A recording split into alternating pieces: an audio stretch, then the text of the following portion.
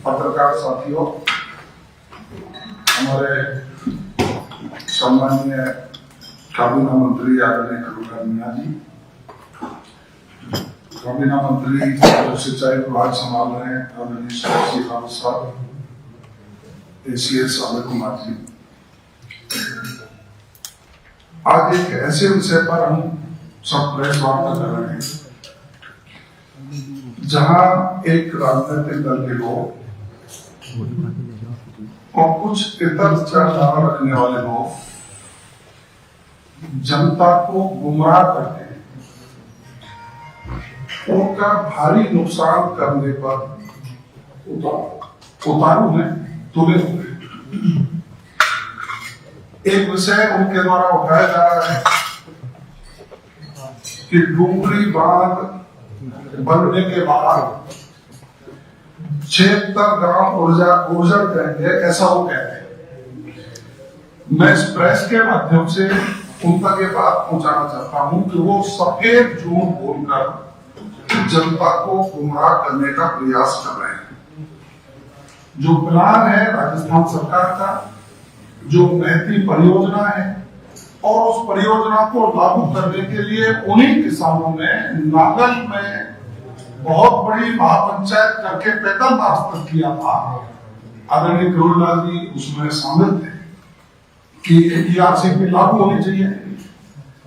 उस डोंगरी बांध बनने पर 9 गांव संपूर्ण और 7 गांव पास, टोटल 16 गांव प्रभावित होंगे। मैं स्पष्ट कह रहा हूं उसको, 76-80 गांव नहीं, मात्र 16 गांव प्रभावित होंगे जिनकी बसावट को विस्थापित करने का प्लान तैयार किया गया है। एक उन 16 गांवों के लोग जो विस्थापित होंगे उनके लिए उचित जो मुआवजे का जो प्रावधान है वो पूरा मुआवजा राजस्थान की सरकार देगी। इतना ही नहीं, उनकी खातेदारों की जमीन जो परमानेंट जल भराव में रहेगी, उस जमीन के पुनर्भरण का विचार भी राजस्थान सरकार ने रखा है। लेकिन वो राजनीतिक लोग, जो लोग किसानों का भला नहीं चाहते हैं, एक तरफ हम कहते हैं सिंचाई के लिए पानी चाहिए, पीने के लिए पानी चाहिए, और हमारे युवाओं को रोजगार मिले, उद्योग स्थापित हो, उनके लिए भी पानी चाहिए, और दूसरी तरफ उस पानी को रोकने का जो काम करते हैं, ये सफेद झूठ बोलकर पूर्वी राजस्थान का बहुत बड़ा नुकसान करना चाहते हैं। मैं कड़े शब्दों में उनकी भर्त्सना भी करता हूं। प्रदेश के मुख्यमंत्री आदरणीय भजनलाल शर्मा जी ने देश के प्रधानमंत्री जी से जब आग्रह किया कि ERCP का खेल खेलकर पिछली सरकार कांग्रेस के लोगों ने किसानों के साथ धोखा किया है, हमें पूर्वी राजस्थान को सिंचाई के लिए पानी और पीने के लिए पानी चाहिए, तो इसकी मंजूरी दी जाए।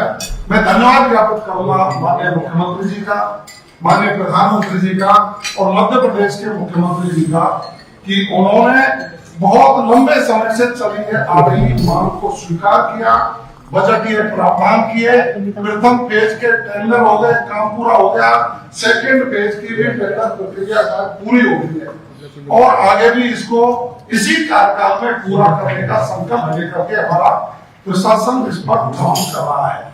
लेकिन राजनीतिक कुचक्र में फंसकर पूर्वी राजस्थान के विकास को अवरुद्ध नहीं किया जाए, इसलिए हमने आज करुणीलाल जी और सुरेश जी की अगुवाई में विस्तृत रूप से सबको इस बात को बताने का ये प्रयास किया है, क्योंकि प्रेस लोकतंत्र का चौथा स्तंभ है और वो जनता को सही बात पहुंचाने का काम करे। वैसे आदरणीय करुणीलाल जी ने, सुरेश जी ने पहले किसानों से वार्ता की है, जिला कलेक्टर के माध्यम से जो एरियल पर बात करनी थी वहां भी बात की है, लेकिन कुछ लोगों को राजनीतिक फोबिया हो गया, उनको जनता ने नकार दिया था, तो वो गुमराह करके अपनी राजनीतिक रोटियां इस डोंगरी बांध को लेकर के सेक रहे।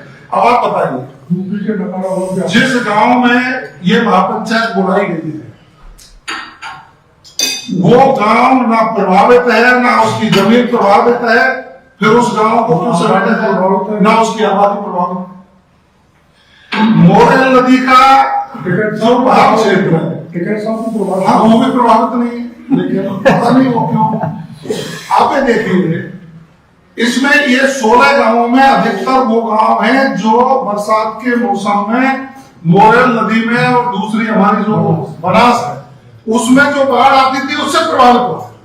और प्रतिवर्ष वो सरकार से मांग करते थे, साहब पानी आ रहा है इसको रोको, पानी आ रहा है इसको रोको। अब राजस्थान की सरकार उनको व्यवस्थित तरीके से आधुनिक स्कूल बनाकर, आधुनिक घरों की व्यवस्था करके, उनकी आजीविका की चिंता करके, उनको सुरक्षित जगह पर बसाकर पूर्वी राजस्थान की प्यास बुझाने के लिए उस बांध का निर्माण करना चाहती है, जिसमें वो दूसरे लोग राजनीति करके रोक करना चाहते हैं। हम तीनों मंत्री आमंत्रित करते हैं किसान प्रतिनिधि मंडल को कि वो किसानों का प्रतिनिधि मंडल आए, हमारे इंजीनियरों के साथ रहे, पूरी बात समझे, विशेषकर युवा साथियों के, युवा साथियों के जीवन को अंधकार में करने के लिए ये लोग साजिश रच रहे हैं। इनसे सावधान रहने की आवश्यकता है। आप आइए, हमारे चीफ इंजीनियर, प्रोजेक्ट के ऑफिसर, उनसे समझिए, नक्शा देखिए, गांवों की सूची देखिए, उसके बाद यदि आपको फिर भी कहीं कोई कमी रहती है तो हम तीनों मंत्रियों के साथ बैठिए। किसानों की हितैषी माननीय भजनलाल जी की सरकार है, किसानों के हित में जो अच्छा होगा वो राजस्थान की सरकार करेगी। निश्चित रूप से ये हमारा वचन पहले से भी है और आज भी कह रहे हैं। मेरी अपील है सभी किसान भाइयों से कि गुमराह करने वाले लोग बहरोपिया के रूप में जो आपके बीच में आ रहे हैं, इनसे सावधान रहकर अपने आने वाली पीढ़ियों के भविष्य को संरक्षित सुरक्षित करें। धन्यवाद।